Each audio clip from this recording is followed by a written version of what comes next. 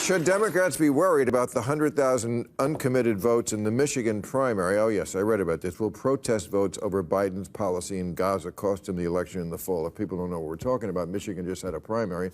Michigan has a large Muslim population. They're not too thrilled that Joe Biden is supporting Israel in its war.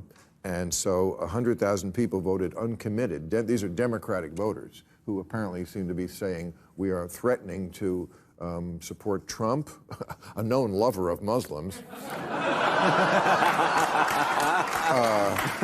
But this is a wedge issue in the Democratic Party.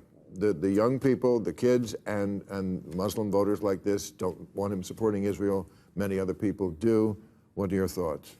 I think that the media really, really wants to put this narrative out there that Biden is going to lose Michigan over Gaza, when the truth is he's going to lose Michigan over 600,000 auto workers, because his EV market was extremely punishing to auto workers. And like we said earlier, there's been this big realignment where working class Americans are very, very, very much on the Trump train, people who used to be Democrats and used to vote for Democrats. And rather than admit that, this outrage that Democrats lost the working class vote and try to figure out how we can appeal to them again, they're looking for excuses and other things to blame, like, oh, this war in Gaza, or they'll call them deplorables, or they'll call them racists, because they don't want to admit that Trump has picked up a lot of the policies that used to be Democratic policies in the 90s, like controlling the border, for example. The idea that an open border and mass migration is extremely punishing to the working class. It drives down their wages. It's class warfare against the working class.